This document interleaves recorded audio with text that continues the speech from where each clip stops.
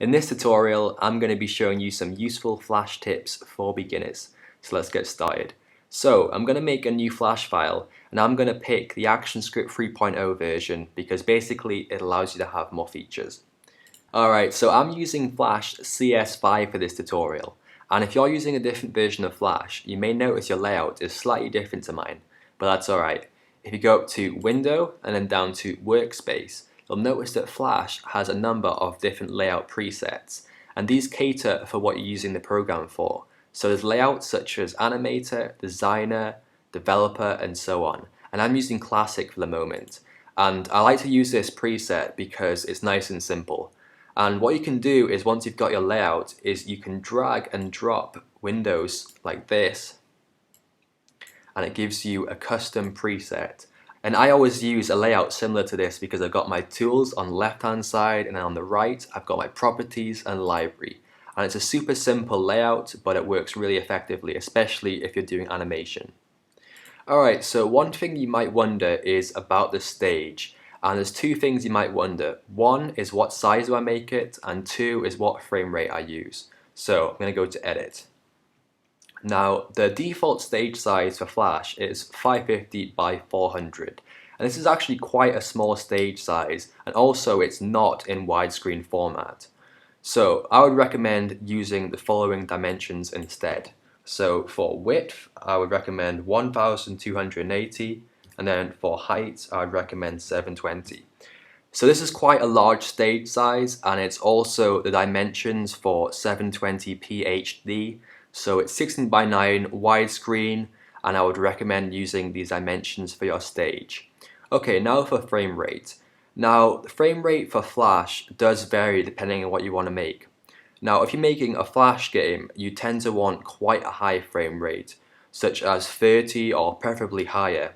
But for animation, 24 frames per second is a great frame rate to choose.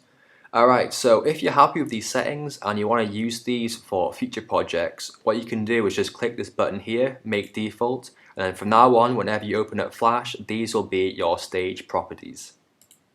Alright, so I'm just going to zoom out because the stage has got quite a lot bigger. I'll just zoom out to about 50. Alright, great, that's more manageable. Okay, so next I want to talk about different tools you can use in Flash. And you'll notice that there will be a black triangle on the bottom right of certain icons. This means you can click and hold down and there will be secondary tools underneath the main tool. And these are really handy, so it's worth going through and checking them all out.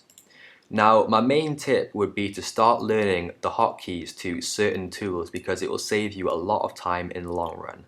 So to do this, just hover over a tool and it will tell you the corresponding keyboard shortcut. So for example, a razor tool's hotkey is E. Now I do a lot of line drawing in Flash, so I remembered that the shortcut to the line tool is N and the shortcut to the selection tool is V. So all you have to do is press these corresponding hotkeys and it makes line sculpting so much quicker. Alright, so hotkeys are also very useful when using the timeline. So if I want to make a new keyframe, I could go right click and then press Insert Keyframe, or to save a bit of time, I could press F6 on the keyboard, and that's the hotkey to make a new keyframe. And I can press F7 to make a new blank keyframe, or F5 to make a new standard frame. And using this method is guaranteed to save you a lot of time. Alright, so I'm just going to get rid of these excess frames. Now let's not forget the most useful hotkey in Flash. So if I want to make this line into a symbol, I could go right click and then go down and press Convert to Symbol, or to make it much quicker, I could press F8 and there you go, much easier. And speaking of symbols, my next tutorial is going to be all about the different types of symbols and how to use them effectively, so I hope you check that out. So this has been a selection of starter tips for Flash, and I hope you found them useful, and I'll see you in the next tutorial. Bye!